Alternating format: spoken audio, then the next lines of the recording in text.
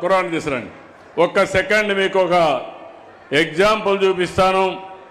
అందరూ కూర్చోండమ్మా. ఒకే ఒక సెకండ్ తీసురా. కూర్చోవాలి, అందరూ కూర్చోవాలి ప్లీజ్. అందరూ కూర్చోండి, ఇంకా కార్యక్రమం ఉంది. ఓన్లీ 1 minute అమ్మా, కార్యక్రమం ఉంది. ఇప్పుడు ఈ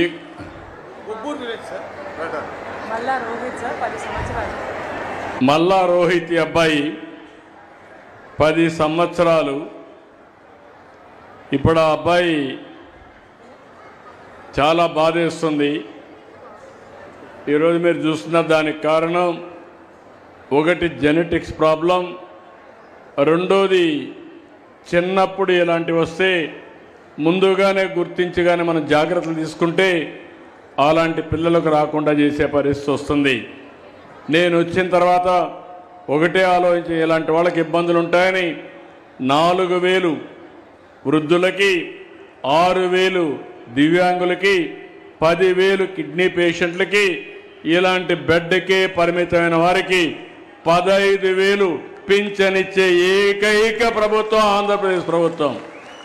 ఇప్పుడు ఆ అబ్బాయికి మల్లా రోహిత్కి నిన్నటి వరకు 6,000 ఇస్తున్నాం, ఇప్పుడు 15,000 రూపాయలు శాంక్షన్ చేస్తున్నా.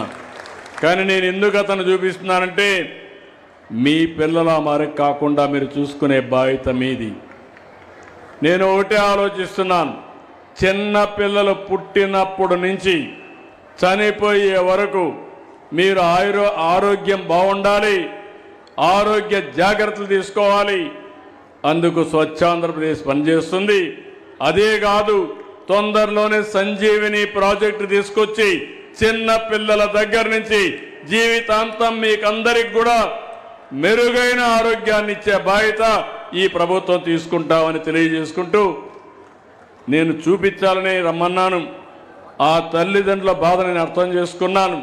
కానీ అలాంటి జరగకుండా ఉండాలంటే మీ అందరిలో ఒక బాధ్యత రావాలి. ఆ బాధ్యత వస్తే ఆలోచన విధానంలో మారితే అది సాధ్యం. దానికోసం మేము పనిచేస్తాం. సహకరించాల్సిందిగా అందరినీ కోరుకుంటూ అందరికీ నమస్కారాలు.